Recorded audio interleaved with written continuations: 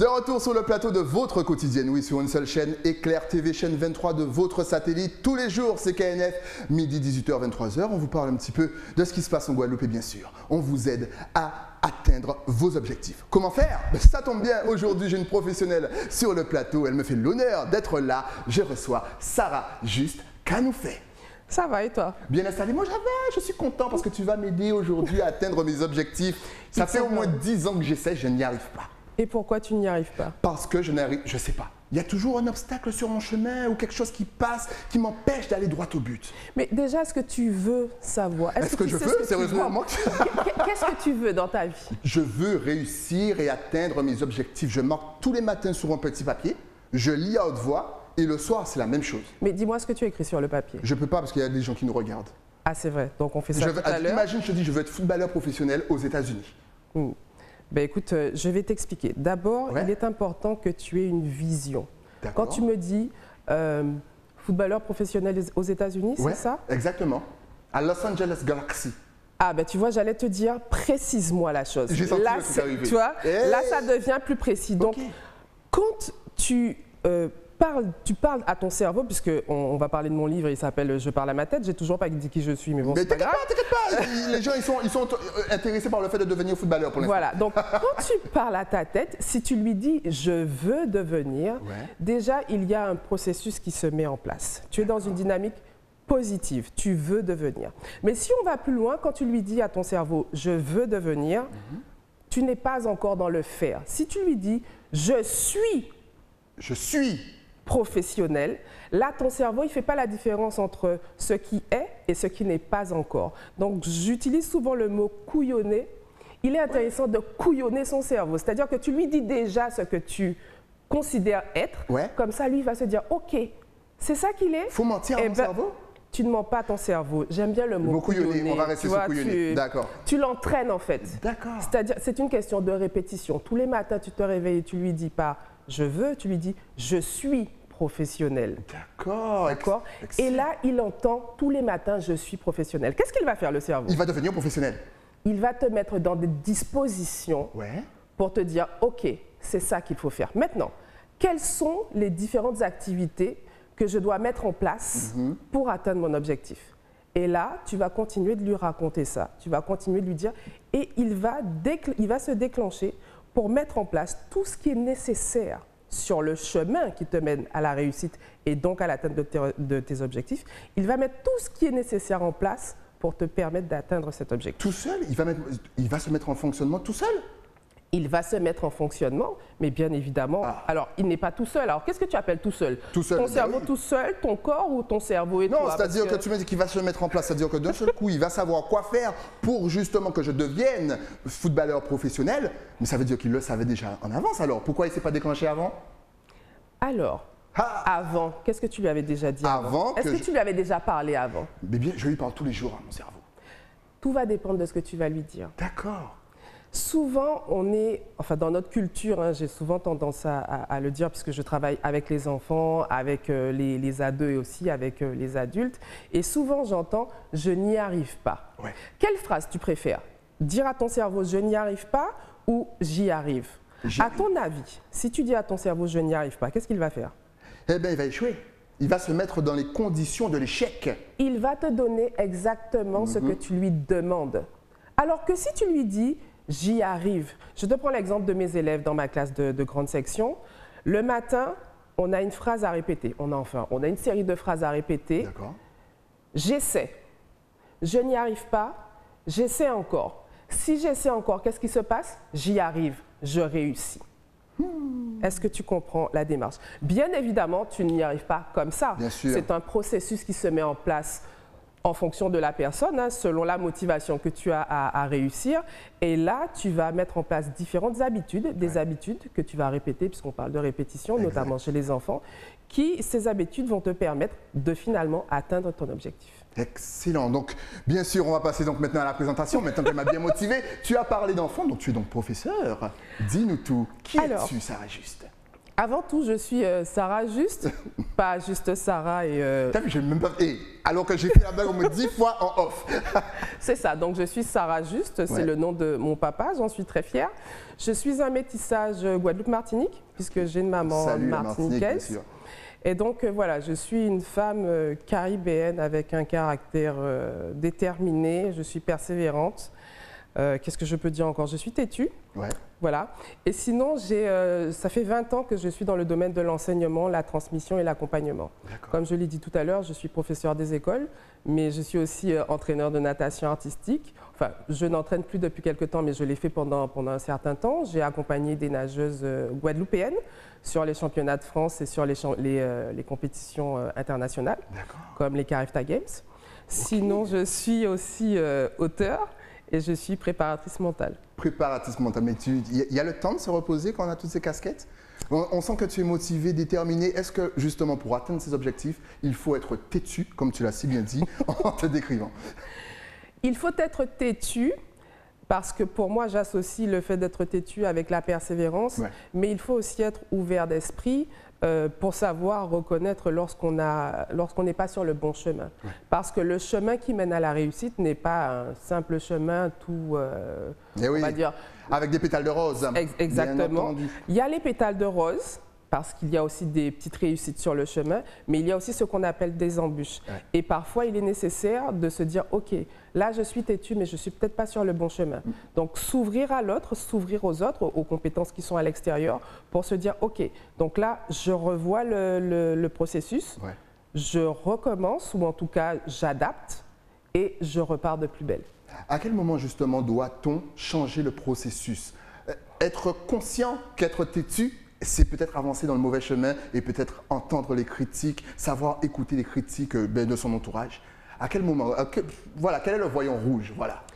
Tu as parlé de conscience. La première chose, c'est se connaître. Quand je te dis que je suis têtu, je suis têtu. C'est à la fois une qualité et à la fois un inconvénient.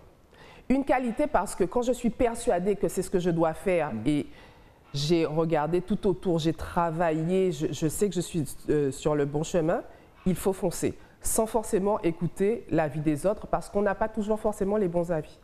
Maintenant, ça peut être un inconvénient, si tu es têtu, tu sens, tu vois par les résultats que tu as que ça ne marche pas, mais tu continues. Exact, voilà, ça. Là, quand même, à mon avis, le voyant rouge, il est déclenché. Voilà. Donc, qu'est-ce que tu peux faire? C'est écouter les avis des personnes bienveillantes. J'insiste sur le fait que ces personnes soient bienveillantes parce que ce sont des personnes qui viendront vers toi, qui sauront t'écouter et ensuite qui sauront te donner un avis sans forcément de critique. Alors, le mot critique, de critiques qui ne te permettent pas d'avancer. Ou en tout cas, les personnes sauront te dire, voilà, là je pense que ça ne va pas, mais pour telle et telle raison. Et une fois que tu as vu ces personnes bienveillantes, tu peux reconsidérer la chose et repartir de plus belle. Alors dans Têtu, forcément, il y a tête. Et oui, vous allez voir la transition, elle est folle. Tu as donc écrit un bouquin qui s'appelle « Parle à ma tête ». Je parle à ma tête, donc c'est même pas, c'est moi qui parle à ma tête. Voilà, comment atteindre ces objectifs? Première question, pourquoi avoir écrit ce bouquin? Alors, d'abord, je parle à ma tête parce que pendant longtemps, c'est ma tête qui m'a parlé. D'accord. C'est-à-dire que... Ta tête te parlait? Ah ben, ma tête et moi, on est des copines, c'est impressionnant. Le matin, au réveil, elle me dit « Bonjour, comment tu vas ?» Sérieux? Moi, elle me dit même pas bonjour. Elle me dit « Va prendre ton café. » Voilà. Et donc, elle s'amusait à me parler. Quand je dis elle s'amusait à me parler, c'est-à-dire que j'avais tendance à me laisser gouverner par mes croyances. Et souvent, j'étais dans une croyance limitante avec une émotion de peur. J'avais peur de faire ceci, peur de faire cela. Et puis un jour, je me suis arrêtée. Je me suis dit, OK, est-ce que tu vas passer ta vie à avoir peur et ne pas avancer ou avancer en ayant peur? Et là, je me suis interrogée, pourquoi ça fonctionne, pourquoi ça ne fonctionne pas? Et donc, à partir de ce moment-là, j'ai décidé que ça allait être moi qui allais lui parler. Et je me suis donc servi de tout ce que j'ai comme expérience, avec, j'allais dire avec les humains, enfin, on t'a compris.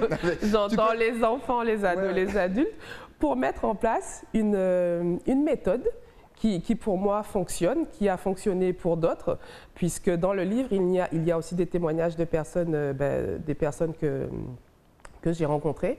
Donc je me suis servi de toute cette expérience-là pour proposer une méthode pour atteindre ces objectifs. Alors il est important que je dise que cette méthode-là, elle convient aux personnes qui sont intéressées par cette méthode-là. Ce que je veux dire, c'est-à-dire que ce n'est pas une méthode qui est... ce n'est pas la méthode, c'est une méthode pour ceux qui s'y reconnaissent. Tu peux prendre, en lisant le livre, tu peux soit adopter la méthode telle qu'elle est et ça te réussit. Tu peux prendre une partie et laisser le reste. Tu peux aussi me dire, ça ne me convient pas et je vais voir ailleurs. Il n'y a rien d'obligatoire dans ce livre. Il n'y a pas de vérité absolue. Absolument. Pour répondre à ta question de pourquoi j'ai écrit un livre, j'ai écrit d'abord pour moi. Parce que comme je te l'ai dit, ma tête et moi, c'est une grande histoire. On se parle toute la journée et des fois, elle me fatigue. Donc, quand j'écris, souvent même, elle me fatigue. Quand j'écris, ça me permet de sortir tout ce que j'ai dans ma tête. Et le voir écrit, ça me rassure, ça me motive, voilà, je me sens bien. En revanche, une fois que c'est écrit, ma tête se remplit de nouveau. Donc, tu vois, c'est aussi l'ouverture à l'autre, puisque une fois que je l'ai vidé, je peux prendre des idées qui viennent de l'extérieur, je suis en mesure d'écouter et donc avancer comme ça. Donc c'est la première raison pour laquelle j'écris. La deuxième raison, c'est mon compagnon qui m'a dit « Mais est-ce que tu te rends compte de tout ce que tu sais ?» Je lui dis « Oui, et alors ?» Il me dit « Mais il faut que tu le transmettes. » Je lui dis « Mais le transmettre, mais… » Il me dit, mais il faut que tu transmettes, parce que je transmets, je suis avec les enfants à l'école, j'entraîne, j'accompagne des femmes, ok. Mais pour lui, il était intéressant que je passe par un livre, quelque chose qui voyage, et surtout qu'il me voit écrire tout le temps. C'est-à-dire qu'à la maison, il y a 3 bureaux, et les 3 bureaux sont remplis de feuilles et lui, il passe son temps à récupérer les feuilles et me dire, bon ben voilà, les feuilles sont là. Parce qu'en fait, une fois que j'ai écrit, j'ai plus besoin de la feuille, si tu veux. Donc la feuille, voilà. Donc j'ai quelqu'un de très consignant à la maison qui ramasse mes petites feuilles. Ne le lâche pas. J'en ai pas l'intention. Qui ramasse mes petites feuilles et qui me dit, elles sont ici. Donc l'idée là, c'était d'inspirer les autres, d'aider les autres, parce que moi, les livres m'ont beaucoup servi. Chaque fois que j'avais une question, je ne sais pas si tu es comme moi, mais quand j'étais petite, mes parents avaient toute la panoplie de « dis-moi pourquoi ». Voilà. Exact. Donc j'allais là-dedans et en plus quand je demandais la définition d'un mot à mon père, il me dit « le dictionnaire est là ». Ah, comme moi. Voilà. Nos parents étaient à la même école. Exactement. C'est fou. Donc j'ai gardé cette habitude de toujours aller chercher. Et finalement, je me dis que si moi les livres m'ont servi, ils peuvent servir à quelqu'un d'autre. Et si j'aide une personne, ne serait-ce qu'une personne, j'aurais fait mon job. Parce que je crois qu'on a chacun ce que j'appelle un job, c'est la mission de vie. Je crois qu'on est tous une partie du puzzle de la vie. Et si je ne prends pas ma place dans ce puzzle-là, tu connais le puzzle, il sera incomplet. Exact. D'où l'importance de le faire et d'écrire. Alors bien évidemment, hein, il y a les peurs, qu'est-ce que les gens vont dire, est-ce que je sais écrire, est-ce que je suis la bonne personne, est-ce que mon sujet va plaire. Mais lorsque je réponds à la question suivante, est-ce que tu vas aider quelqu'un? Est-ce que tu es sûr de pouvoir aider quelqu'un? Et que je me réponds oui, il n'y a plus aucune peur. Il suffit d'y aller et ensuite, si tu ne sais pas écrire, tu te fais aider par quelqu'un. Si ton sujet, tu ne sais pas s'il va plaire, tu fais une étude de marché. Enfin, il y a des techniques pour voir pour mettre ton livre en œuvre. Mais en tout cas, l'idée, c'est de passer à l'action et effectivement faire ce qu'il y a à faire. Alors, quand on t'écoute, on entend le mot peur revenir souvent. Est-ce que la peur fait partie des choses qui nous empêchent d'atteindre nos objectifs? Et est-ce que tu peux nous donner une petite définition de la peur? Au final, est-ce qu'on a vraiment raison d'avoir peur de la peur? Alors, peur de la peur, oui, mais par contre, on peut apprivoiser la peur et fonctionner avec. Comment apprivoise-t-on la peur? Tout à l'heure, j'ai parlé d'habitude. Alors, je vais parler de peur négative et de peur positive. Quand tu as une peur négative qui te réveille tous les matins et qui te dit « Voilà, je suis la peur. Aujourd'hui, on va faire ça. On va fonctionner comme ça. » Mais toi, dans ton cerveau, ça va être la fête. Ah non, mais moi, c'est la fête tous les jours. déjà tu es figé au réveil. Exact. Tu n'as pas envie de te lever. Tu n'as pas envie de te lever, mais tu ne sais même pas comment te lever. Tu te dis, mais me lever pourquoi? De toutes les façons, puisque j'ai peur. Alors que si tu mets en place des techniques simples et efficaces, comme je dis dans le livre, quand la peur te dit « Hello, c'est moi », tu dis « Ok, j'ai très peur de toi, mais aujourd'hui je t'apprivoise. » Et tu sais pourquoi je t'apprivoise? Parce que j'ai mis différentes choses en place. Pour écrire un livre, eh ben, le sujet, il m'intéresse. Ouais. Le sujet, je le connais. Le sujet, je le maîtrise. J'ai des témoignages, ça veut dire que j'ai aidé des personnes. Okay. Donc des personnes, j'ai un retour bienveillant et un retour positif qui me dit « Oui, si tu le fais, c'est intéressant parce que ça va aider quelqu'un. » Eh bien, je dis à la peur, il n'y a pas de souci, j'ai peur, tu vas m'accompagner, mais on va y aller quand même. Et là, tu sais ce qu'elle te dit, la peur? Elle va bouder dans son coin et elle fait « Bon, je vais aller voir s'il y a quelqu'un d'autre à embêter. » Exact. Mais elle se dit, je reste là quand même. Hein, au parce cas que où si tu vois, voilà, exactement. Elle est vicieuse, la peur. Ah, je t'assure. Oui. Mais une fois que tu la connais bien, tu sais comment l'apprivoiser. Et j'ai même envie de dire, et c'est pour ça que j'ai parlé de peur positive, c'est le petit truc. Tu sais, quand tu t'es réveillé le matin, tu te dis, bon, je viens à l'émission de Stylie, waouh, la peur est un petit peu là. Mais qu'est-ce que c'est excitant? Exactement. Exactement. Il y a ce côté excitant de la peur. C'est ça. Mais est-ce qu'on peut vraiment appeler ce côté excitant la peur? C'est pour ça que je l'appelle la peur positive. La peur positive. On l'appelle comme on veut, mais après, tu vois, c'est du ressenti. Ouais. Libre à chacun de traduire ça comme il veut, parce que moi, j'invente des mots, je tourne les mots comme je veux. Comme moi. Voilà, donc exact. Moi, j'appelle ça la peur négative, la peur positive, enfin, comme tu veux, quoi. Est-ce que tu as des petites techniques, méthodes que tout un chacun peut effectuer, voilà, à la maison, tranquillement, pour se motiver, pour atteindre ses objectifs? Bien sûr, pour avoir le plus gros, il faudra aller acheter le livre, bien entendu. Mais est-ce que tu as des petites techniques à nous donner, là, comme ça? Alors, moi, j'aime bien parler de la marche. C'est une chose dont j'avais horreur. Hein. Est-ce que je peux raconter juste une petite anecdote? Raconte ton anecdote, s'il te plaît. Quand j'ai rencontré mon compagnon, on va faire les courses. Hein, ouais. Et moi, tant que je n'avais pas la place, tu sais, la place qui est devant le supermarché, prête à rentrer dans le supermarché ou sur le marché, je ne me garais pas. Et un jour, il se moque de moi. Il me dit, mais tu as un problème, pourquoi tu ne marches pas? Et là, je commence à rentrer dans une colère noire parce que je lui dis, mais il ne comprend pas pourquoi je me gare là. Ouais. Il faut absolument que Mais moi-même, en fait, je ne savais pas pourquoi je me garais là. Je savais juste que je ne voulais pas marcher. Et au fur et à mesure, il m'a appris quelque part à me réconcilier avec la marche. Et c'est vrai qu'aujourd'hui, je marche 2 heures, 2 heures et demie. Je t'assure que quand tu marches 2 heures et demie, la peur que tu avais au début, tu es tellement rétamée, fatiguée, qu'elle aussi, elle est fatiguée. Elle est fatiguée. On peut donc fatiguer la peur? On peut fatiguer la peur, sauf qu'elle revient. Donc il faut régulièrement, il faut régulièrement marcher. Voilà, on a parlé d'habitude tout à l'heure, c'est la répétition des habitudes. Mais c'est surtout aussi que la marche, pour revenir à une activité intéressante pour dominer la peur, en plus d'éteindre la peur, puisque ça fait baisser ton taux de stress et de cortisol, par contre, tu vas augmenter ton taux de dopamine, la joie, le On va se sentir bien. Voilà, tu te sens bien, tu te sens apaisé et après, tu peux commencer ton activité. Et en plus, écoute, si tu marches 2 heures, à mon avis, le surpoids, on en a moins. Exactement. Et puis, vous savez maintenant, pour aller à la plage, il faut se déplacer, donc profitez-en. Quelles sont les erreurs à ne pas commettre, justement, quand on veut atteindre son objectif? Alors, la première erreur à ne pas commettre, c'est ne jamais abandonner. Okay. Première erreur à ne pas commettre, ne jamais abandonner. Alors, comment se remotiver? Parce que souvent, on a l'impression d'arriver au bout du chemin. Là, on a marre, on se dit, allez, là, c'est bon, j'arrête. Comment se remotiver lorsqu'on est vraiment à la limite, au bord du précipice?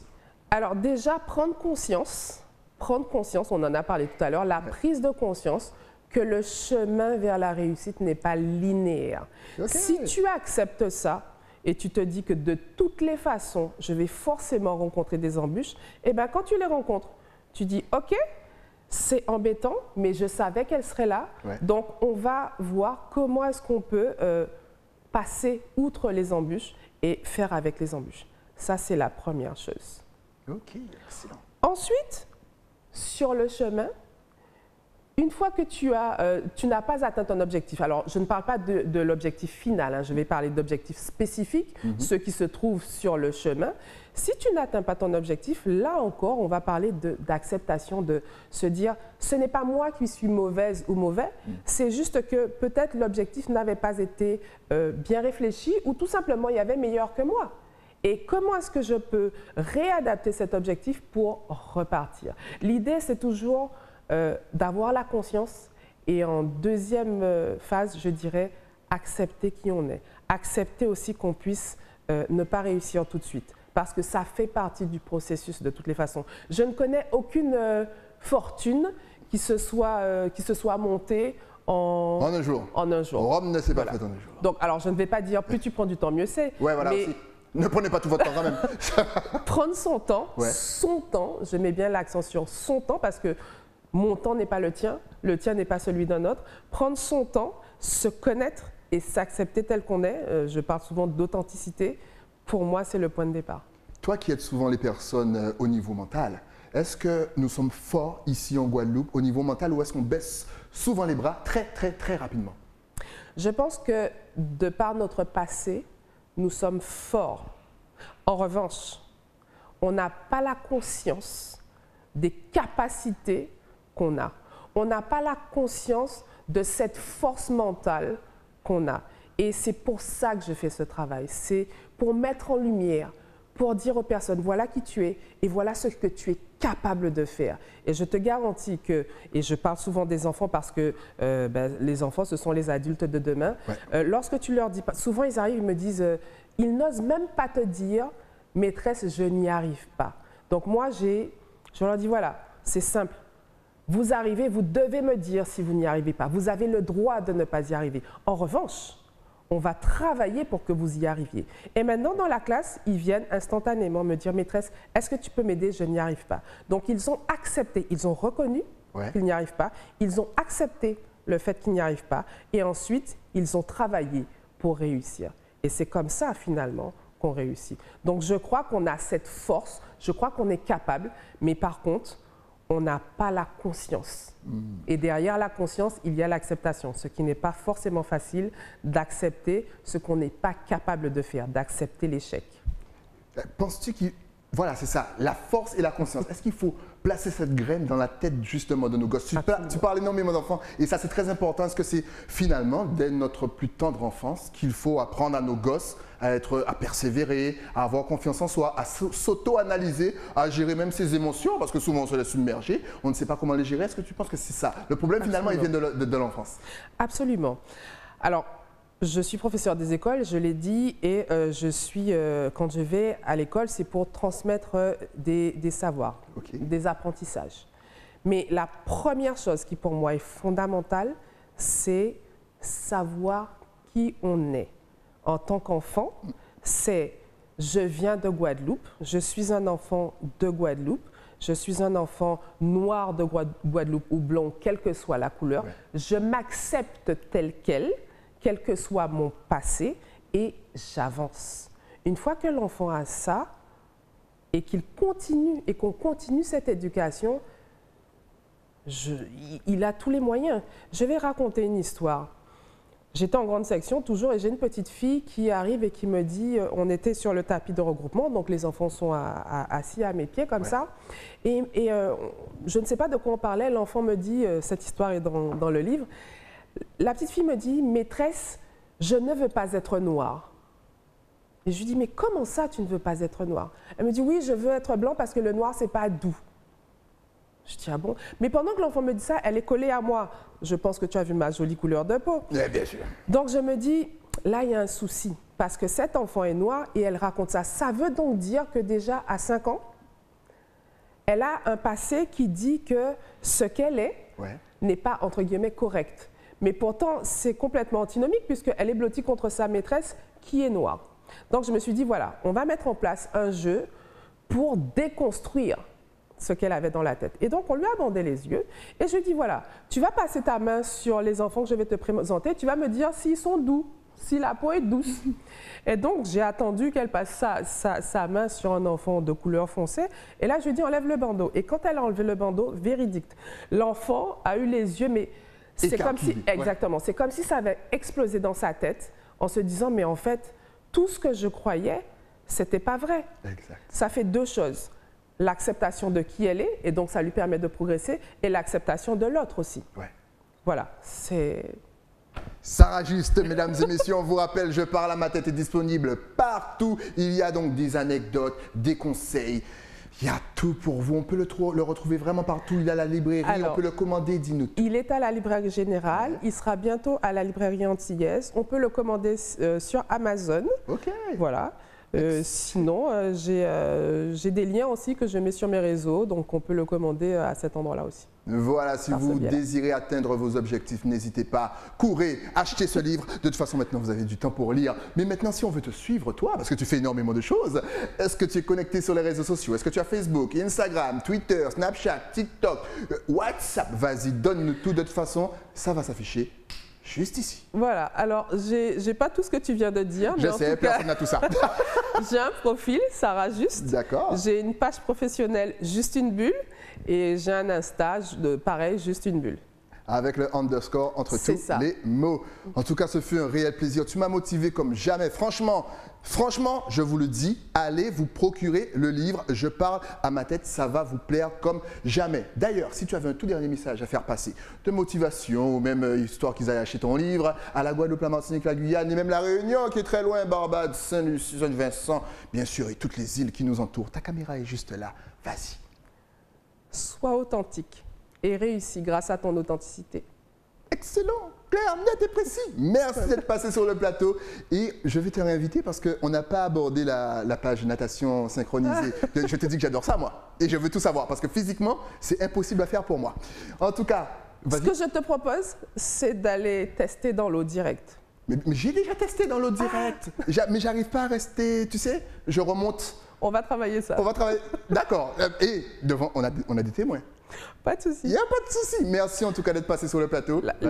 Il y aura des photos, il y aura des vidéos. Attends, on va prendre les vidéos à la fin quand j'aurai réussi. T'es trop comme ça, tu veux trop me démystifier. Écoute, passons à l'action tout de suite. Mais oui. Attends, il faut que je mette des coiffes aussi parce que là, ma coiffeuse, elle ne sera pas contente sinon. En tout cas, merci d'être passé sur le plateau. Avec plaisir. Et je vais te réinviter. On va parler de tout ça. Nous, on se retrouve bien entendu avec un nouvel invité, mais ça, c'est après quoi? Après la pub. À tout de suite.